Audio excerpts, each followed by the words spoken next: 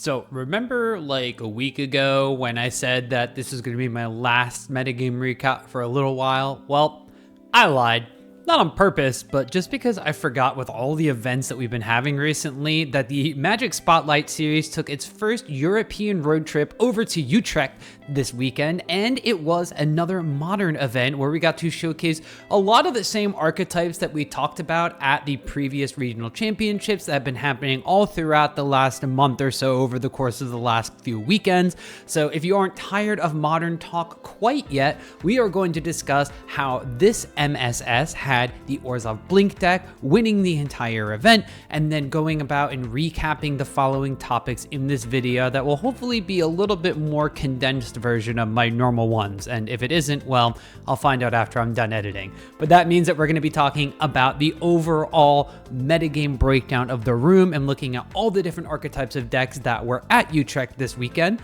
Then we're going to be condensing it down a little bit more and looking at the most popular decks based off of their popularity tier metric, which I'll give a definition to when we go over it. Then we're going to hone in a little bit further. I'm going to start talking about the winningest decks in the room, regardless of their sample size and how many there were. And then finally, zooming back out to the big picture of the top 10 presence or most played decks and seeing how they match up head to head so that you can have an idea of what you may want to take to your LGS when you're playing Modern over the next couple of weeks. Now, a couple of things to point out in regards to the data, some little caveats if you will. We are again using the Melee GG platform's results from this tournament, which have 1,590 players registered. However, 10 of them did not have deck lists at all. Now, I have filed these under a no deck list archetype, and they all count as the same since, you know, I have no way to verify what they're actually playing.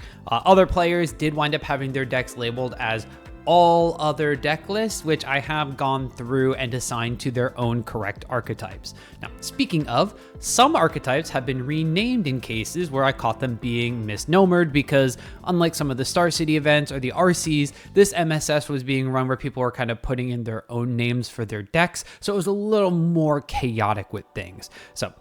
some of these are simple changes, like Orzhov Midrange is basically Orzhov Blink, or if it had Necrodominance in it, it was Orzhov Necro. So breaking those apart. Things like Artifact Breach being renamed Grinding Breach because they're basically the exact same deck. You know, they are. Maybe they had one card different between your standard Grinding Station list and maybe they took out one copy of Malevolent Rumble or something like that. However, other ones of this were just straight up troll deck names. Like there was a deck that was just named Rhinos and had no Rhinos because it was Soul Trader combo. These are annoying to fix, and I did probably wind up missing some of these because there were a lot of singleton deck lists. I looked through a ton of those, but then I may wind up missing people that named a deck Grinding Breach when in reality it's like mono green Stompy. Speaking of Breach though, Dimir Breach and Grinding Breach were both archetypes that people listed for this event. Now, I did not check all 195 of these total lists individually, but the random sampling that I did of at least double-digit versions of both of these realized that the lists were basically the exact same. So, you know, the choice of some main deck cards like a Pithing Needle here or an extra copy of, I don't know, something red in another deck or an extra Flame of Anor or something like that there were all the differences, but they are all at their core Dimir decks. They're not splashing other colors or anything. It's just maybe one sideboard card is in the main deck different. Now, I've renamed them all Grinding Breach just to align with how we've broken down the RCs in the previous videos. The other colored deck splashes like Jeskai Breach or 4-color Breach had specific cards in them that warrant them being their own archetype, such as the Jeskai Breach having no copies of Malevolent Rumble and no green cards whatsoever in the 75. So I've left all of those alone. Now, I've also continued my trend from the Pro Tour recap videos where I have buys not count in the equation of wins and losses. So at the Pro Tour, this leads to a small number of rounds where players have already qualified and they don't actually play the game, so I'm not assigning them wins for matches they actually don't play, whereas here, this is going to be a bit of a larger event, and it makes up for rounds where players don't have opponents as more and more participants wind up dropping out from these events. So not keeping in these handful of bye round matches gets us slightly closer to an overall true win rate for the deck archetypes, so I'm sticking to it. It also means I don't have to change my formulas.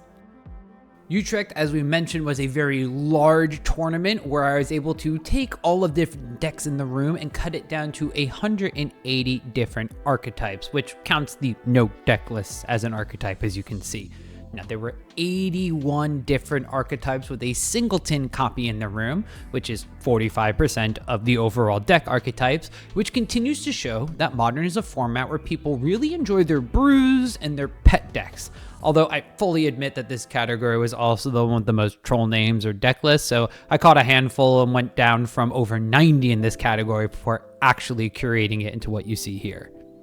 Now, that meant that there were 30 archetypes with 2 copies in the room, which made up 16.7% of the deck archetypes. Then there were 17 different archetypes with 3 copies in the room, which allotted for 9.4% of the deck archetypes. There comes to decks with 4 copies in the room. 8 archetypes were there, which made for 4.4% of the total MSS, while 5 copy decks had 5 archetypes, just to keep things pretty simple altogether, making up 2.8% of the total archetypes in the room. Now, that meant that when you had 6 or more copies of a deck, there were 39 different archetypes that you could fall into, which made up the remainder of the 21.7% of the different archetypes at Utrecht. Now, at the top of all of these, of course, was the Grinding Breach deck with 195 total copies, making up for 12.3% of the room overall,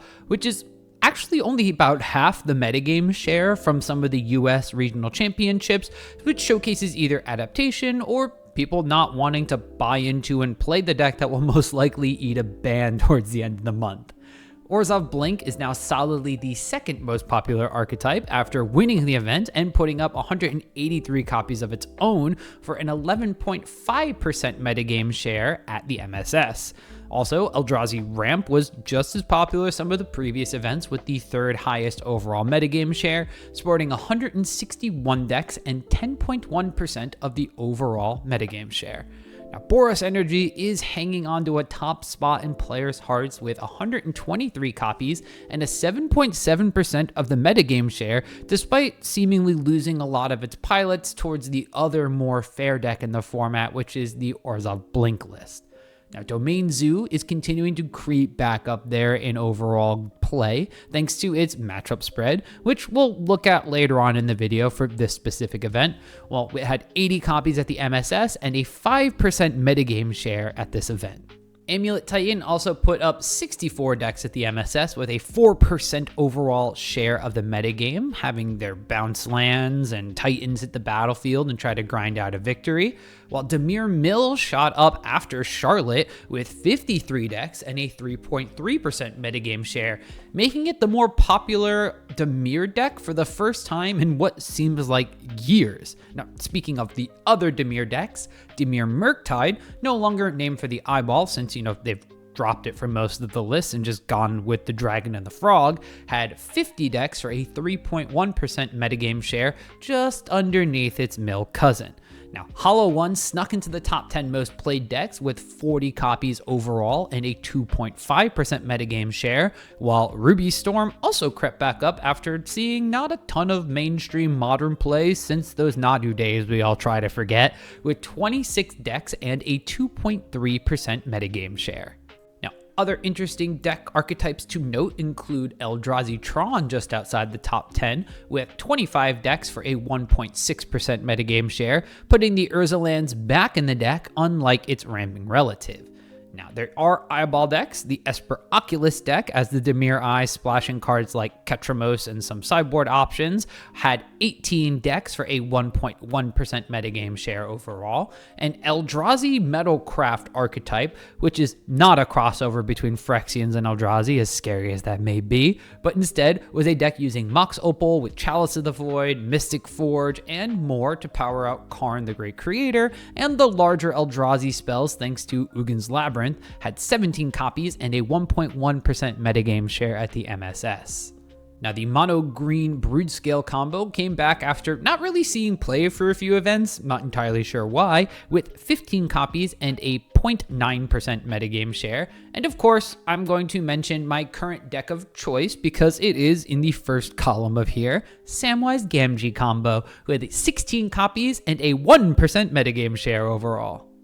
All right, now that we've looked at the room as a whole, let's break it down by how popular every deck was by using some popularity tiers, which are going to be breaking these decks down into tiers based on how many copies were in the room compared to the average number of archetypes at the event. So this gives us a chance to compare decks with similar numbers in closer relation to one another, while also breaking up the decks so you can anticipate what you might encounter at your own LGS events. Now, the tiers are more pronounced at this event just due to the number of single copy decks in the room, bringing the overall average number of decks per archetype down. So decks with 9 copies or above are all within one standard deviation higher than the mean. So that means that everything from C tier forward is going to be a lot more pronounced, and yeah, there's going to be a lot more decks.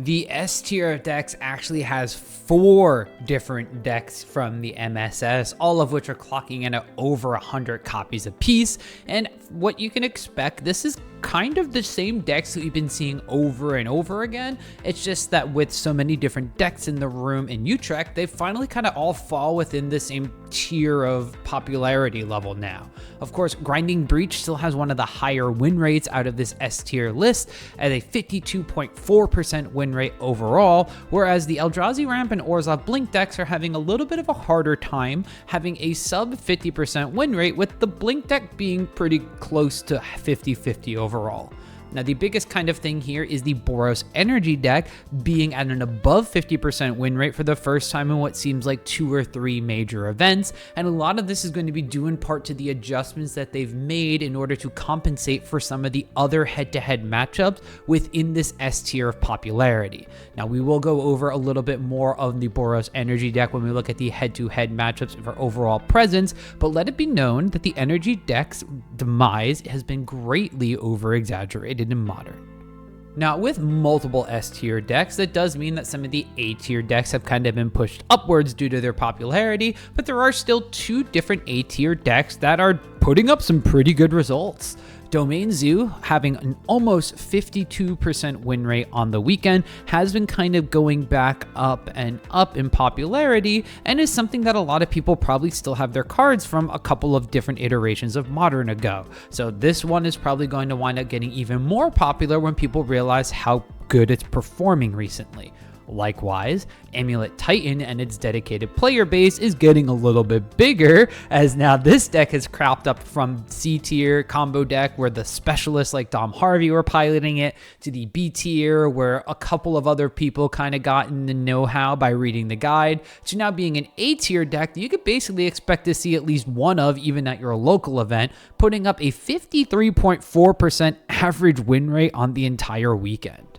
Now, the B tier decks are a little less popular than some of the decks we've talked about, and unfortunately are not as well positioned against the overall metagame, some of them being a little bit more targeted towards specific decks, and some of them just starting to fall out of favor a little bit more. Now, a lot of these will include some of the faster decks like Hollow One and Ruby Storm, which, while they were under a 50% win rate on the weekend, have had better results in Utrecht than they've had for a very long time. So some of these more dedicated pilots may continue to kind of tweak 1-ofs or 2-ofs in their main deck or sideboard to try to make these a little bit better against the anticipated metagame. Meanwhile, the Dimir Mill deck that was attacking Grinding Breach at the previous RCs kind of fell off a cliff as the multiple couple different types of archetypes at the MSS kind of tanked the overall win rate to 42.4%, while the Dimir Murktide deck is kind of doing what Murktide decks normally do, rocking a slightly below 50% win rate while still having a decent amount of pilots that love playing the deck.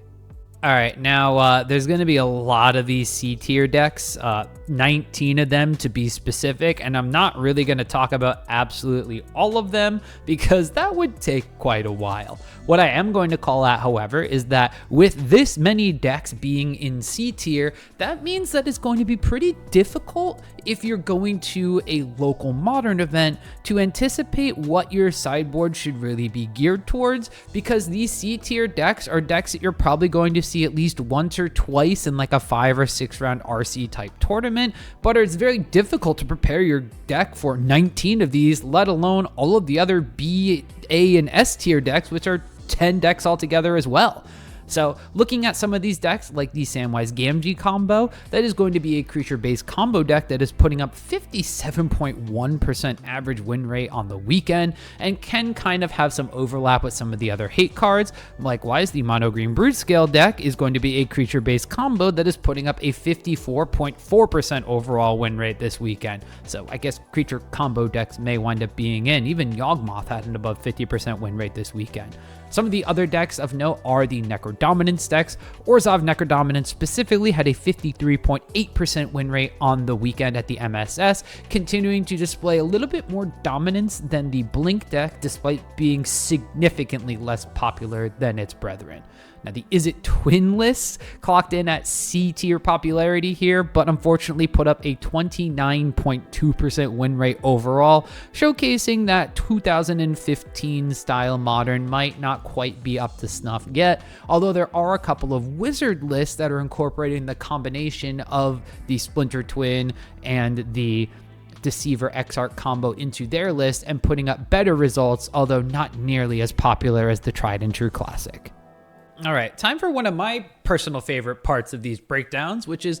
focusing in on the top 10 win rate decks, regardless of how many copies were in the room. Now, remember, when looking at these win rates for these specific decks, sample size is going to be very key. A lot of these decks have few copies or even just a singleton copy, which means that these are not completely destroying the modern metagame, but maybe a place where brewers or people looking to play something off meta may point their attention towards or get ideas from when crafting their own lists. Now, this is going to wind up highlighting a couple of different styles of lists, and I really like kind of diving into what are some of the archetypes that people may not have expected, and then when one of the popular archetypes does pop up here, it really hammers home how good those decks are. Now, pilot Pascal van Alphen piloted a Black Splash in the normal Burn package to a top 50 finish with Bump in the Night as the main deck addition to the Burn deck, giving it a total of 20 Lava Spike type effects between Bump in the Night, the Foundation's recent edition of Bolt Wave, Lava Spike itself, Skewer the Critics to Spectacle off of another spell, and the classic Lightning Bolt, the one and only. Now, Rakdos Charm in the face of token-heavy board or Splinter Twin situations is always funny to see happen out of the sideboard, while Crackling Doom, of all different types of cards, came out to burn for 2 while making opponents sack their biggest thing, like an Eldrazi Titan. Now, Izzet Control is not an archetype you hear of much, since the deck usually wants to splash black or white to help alongside the permission and burn spells that the other 2 colors already have covered. But 2 copies of the deck were at the MSS, with Bastien Gormlong taking 17th place with a 12-3 overall record. No ties in this control matchup either. Now, this deck is definitely not a Splinter Twin shell, but it does feature classic Murktide Regent in 2 copies, alongside the artist formerly known as the best Planeswalker ever printed, Jace the Mind Sculptor, with 2 copies of himself in the deck. Blood Moon is the real workhorse of the deck, allowing for an older Blue Moon style of gameplay that can lock up games in and of itself, while the Control Shell does work on the limited amount of things its opponent can actually try to resolve through things like Flame of Anor, Counterspell, Lightning Bolt, and then Snapcaster Mage to do it all over again. Mardu Creativity comes packaged with the same Rakdos base cards that we're used to seeing in Jund and Grixis, but it trades out the interactive package of either Consign or Paw Patch Formation and other things for Prismatic Ending in the main deck, as well as a package of basically anti-breach cards in the sideboard, ranging from Orm's Chant to Stony Silence, Wear Tear to Exercise, and even packs Deafening Silence to shut out opposing strategies, while just needing to crack a fetch for Dwarven Mind and play Creativity to hit Archon of Cruelty on its own side of the board. A Simic version of the Eldrazi ramp deck still had Utopia Sprawl and Ugin's Labyrinth to help it cast its Sowing Myca Spawns and Null Drifters, but plays some Waterscape Battle Mage as an Eldrazi answer to artifacts, as well as stock up in the main deck to really have all the Eldrazi you could possibly want. Man, this Aether Drift uncommon is popping up everywhere. Now, sideboard copies of Consign to Memory also put it in a better spot for the mirror-esque matches, while a singleton copy of Nexus of Fate would make some people I know very happy. Wait, hold on a second. Sorry, I had to do a double take to make sure I wasn't reporting on a legacy event by accident for a second. Dimir Death Shadow had 2 copies at the MSS, including pilot Sarkork's 10-4-1 deck that snagged him 78th place. Now, while Death Shadow is the only creature of its type, and we don't see things like Shadow Mortality or the Last Ride in this specific list, we instead get closer to Dimir mid-range style with Bowmasters, Psychic Frog, and Murktide Regent, just backed up by powerful permission and card draw like Preordain for some good old-fashioned Murktide gameplay with the surprise of potential 13-13 when Dress Down hits the battlefield. Now, 2 copies of Kaito Bane of Nightmares are lurking in the sideboard as well, just to sneak in some extra damage and card advantage in a way that some modern decks may not be anticipating, the same way that standard decks are always anticipating now. Now, another 2-copy archetype in Golgari Necrodominance gave one of its pilots, Tobias Najman, apologies for the mispronunciation, an 11-4-0 run and 55th place at the MSS. So building on the success of the Mono Black and the Orzhov versions, while the Golgari Shell had 0 green cards in the main deck, it utilized its splash color to the maximum out of the sideboard, playing copies of Collector Oof and Natural State to fight the artifact decks like Breach, while Culling Ritual also picked apart a lot of low mana cost decks from Breach to Energy while providing tons of mana for your own turn. Now, Terra Sunder was also something out of the sideboard that specifically exiled things so they couldn't be recurred from a graveyard later on from things like an Emery. Now, I always love reporting on the European Eternal format events because you see so many specialists of older archetypes come out and put on performances with their deck, giving tons of others hope, but none of them having the same amount of mastery or success. Now, Neobrand is a deck that a lot of us remember watching on coverage as this absurd style combo deck that shoals, packs, and turns an elf riding a dinosaur into a giant demon, allows us to draw a lot of cards from our deck. Now, cards like Thassa's Oracle here allow you to just win the game outright off of all your card drawing, while a newer card, Galta Stampede Tyrant, allows you to cast any of the cards you may accidentally have in your hand when it hits the battlefield, giving you a way to still combo off even if you start with one of your one-of creatures where you don't want them. Aaron Byrne Lees went on a 11-4-0 tear with this deck that was good enough to secure 63rd place. All right, a second Shadow deck has hit the top 10 win rate stats as Grixis Shadow added red into the mix of things for cards like Expressive Iteration,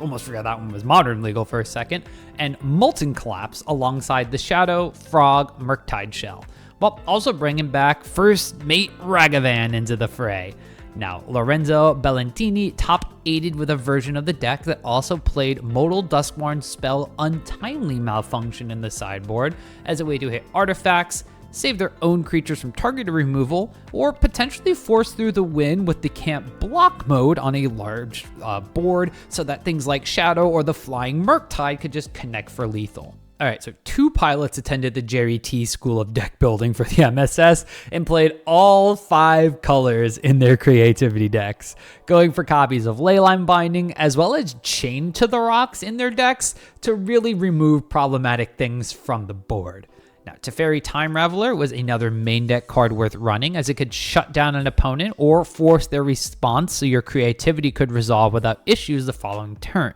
Now, a plethora of sideboard options in all colors of the Magic Rainbow gave you silver bullets against multiple different decks, such as Veil of Summer, Celestial Purge, Stony Silence, and even a sideboard Passeju. Alright, so I'm going to cherry pick a little bit here, because in 10th place, we actually had a 3-way tie for decks with a 57.1% win rate overall on the weekend, but the tiebreaker is going to go to the deck with the higher win rate when you don't count ties, which is going to give us the Samwise Gamgee combo deck. You know, I'm not just picking the deck that I actually enjoy playing and have built, but the deck had a 58.1% win rate when you don't count the tiebreaker matches, so technically it had a better win rate. Now, while there were a couple of different creature packages floating around in this combo shell, the main game plan of Sam, Cauldron Familiar, and Viscera Seer was still how the deck was looking to win games, while Court of Calling and Birthing Ritual help you get there with incredible amounts of consistency.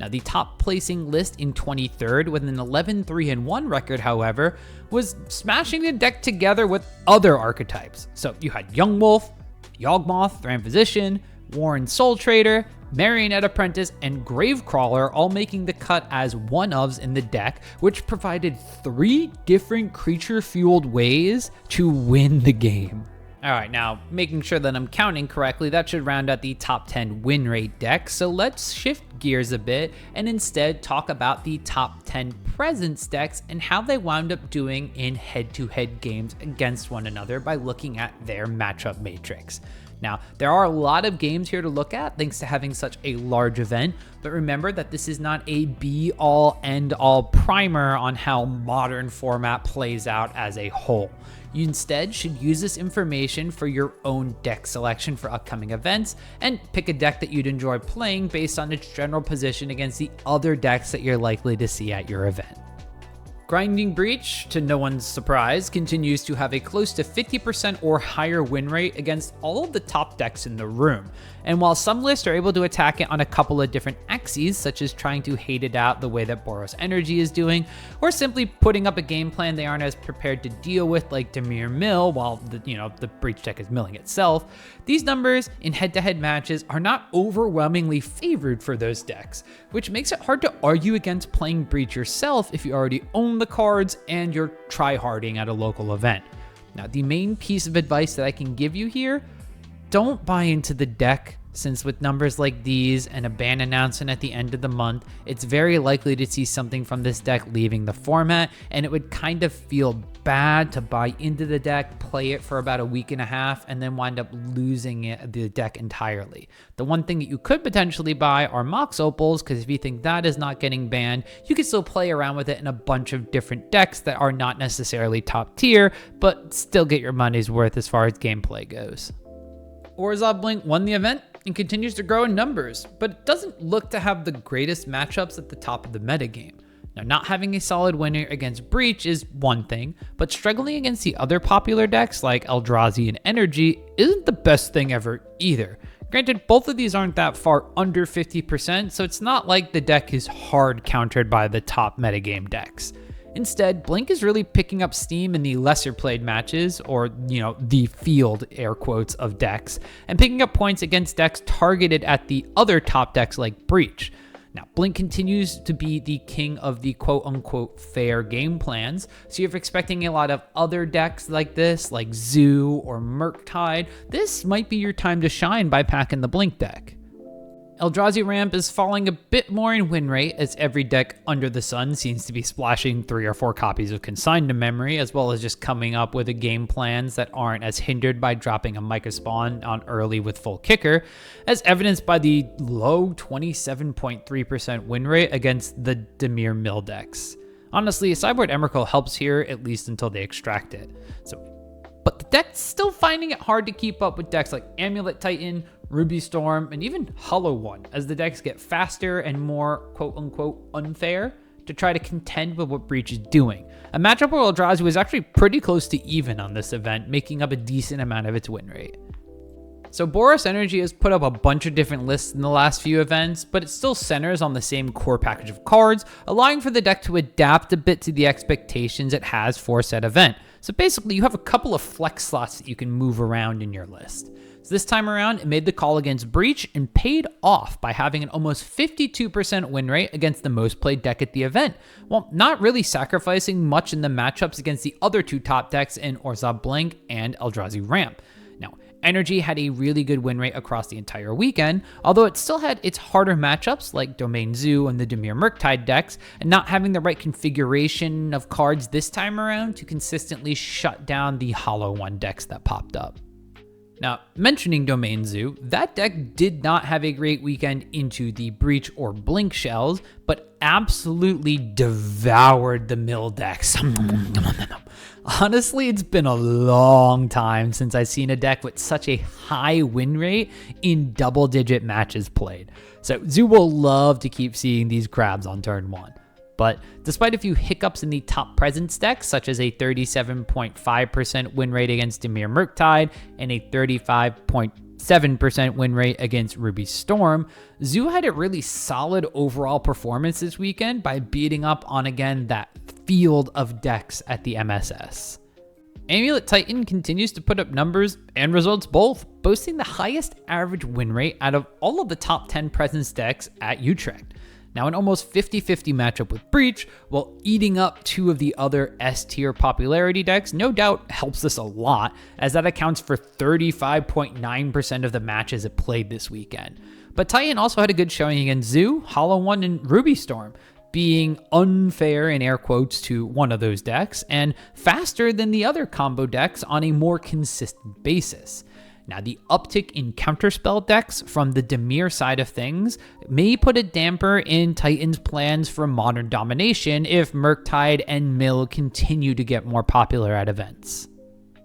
Speaking of Mill, we can kind of gloss over the Domain Zoo thing again, right? It's been a long time since I've seen a deck with single-digit percentage win rate at 9.5%. But on the weekend, the Mill deck was kind of hammered by a lot of the metagame. It didn't necessarily make up for this win rate by attacking the Breach deck in a more convincing fashion. It did have a 51.1% win rate overall against that deck, and it did actually wind up smashing the Eldrazi deck with a 72.7% win rate in that head-to-head matchup, but some of the other top Presence decks were a bit of a mess. The Energy decks, it got beat up by. The Hollow One decks, it got beat up by, because, milling over things that they want in their graveyard isn't the greatest thing in the world. And it's still struggling a bit against the Orzhov Blink deck, which came out in larger numbers and actually won the tournament this time around. So while the Mill deck was a great call for the Charlotte RC, I don't know how much longer the deck has in its kind of staying power in Modern if things continue to revolve around or post-Breach ban. On the flip side, though, if you are a Dimir gamer, you could consider the other Dimir deck in the top 10 Presence in Dimir Murktide, but you're not going to have the same matchup spread whatsoever. Whereas the Mill deck was excelling against the Breach and Eldrazi decks, the Murktide deck was struggling with below 50% win rates against them, and even worse win rate against the Orzhov Blink list than its Mill brethren had. However, it did trade those in for a better Boros Energy matchup with a 60% win rate there, and yeah, you had a decent Domain Zoo matchup at 62.5% win rate, so that's a pretty big one. You also had a better Hollow One matchup with a 61.5% win rate there. So you're kind of flip-flopping the way the matches are going to go, unless you look at the Amulet Titan deck, as I mentioned before, packing more counterspells and interaction for that deck and more disruption and removing pieces of its puzzle are going to make the deck far less consistent, and you still have a good 55.6% win rate there. So Hollow One has been picking up a little bit in play since we wound up having the printing of Marauding Mako, as that little shark guy is just big enough to stick around for more turns than some of the previous cards we had here. Basically, it has +1/+1 counters on it, so it's going to stay bigger for longer. But when you put that one next to Nethergoyf, as well as having Detective's Phoenix in the mix, you're not so reliant on the namesake card in Hollow One as much as you are just a very synergistic deck with the way you want to play, and a bit more explosive than some of the Rakdos decks have been since we've gotten rid of the scam package. Now, overall, the Hollow One deck did wind up having an interesting matchup spread, as it was either very good or not so good into the top 10 Presence decks. Now, it didn't necessarily attack the Grinding Breach and the Orzhov Blink decks in the way that it may have hoped to, but did put up decent numbers against the Eldrazi Ramp and Boros Energy list, so kind of splitting between the 4 S-tier archetypes in popularity overall.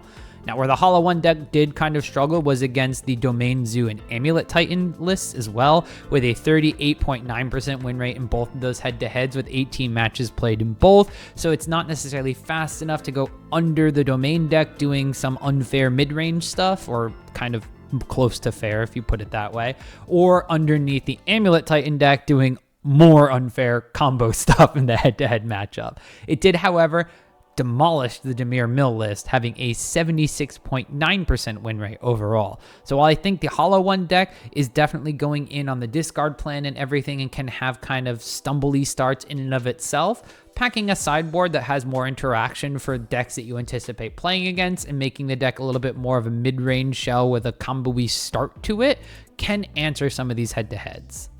Rounding out the top 10 is the Ruby Storm deck, which is trying to still cast as many spells as possible to grape shot somebody dead. Although this deck is pretty fast, it wasn't necessarily as fast as some of the other combo decks in the room, looking at the 32.6% win rate against the Grinding Breach deck and the 40.9% win rate against the Amulet Titan deck. Now, however, against some of the more fair to the board style decks, such as Orzhov Blink, Eldrazi Ramp, and Domain Zoo, the deck was doing things that they didn't have the right kinds of package of spells to interact with. Specifically, the Orzhov Blink deck, who is catering their deck a little bit more towards on-board things rather than the taxing effects that it started out playing originally.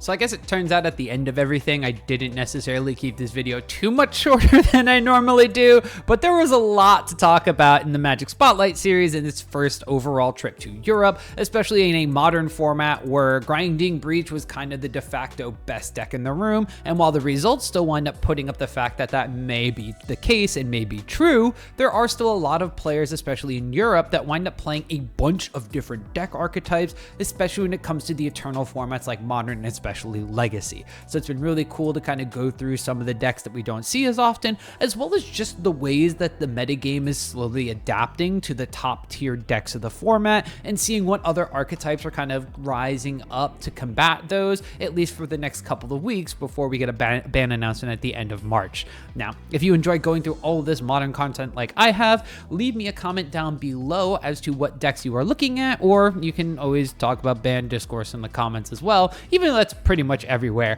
But while you are down there, give the video a thumbs up so that YouTube understands that you like going over all of these events just as much as I do.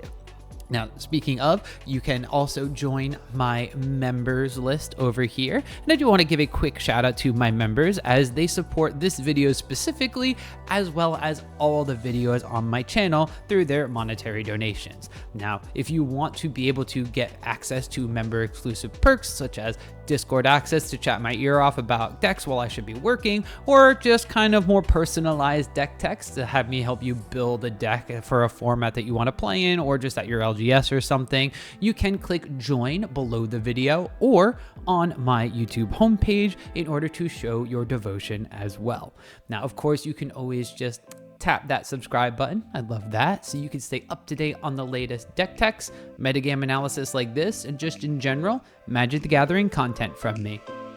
Happy spell slinging!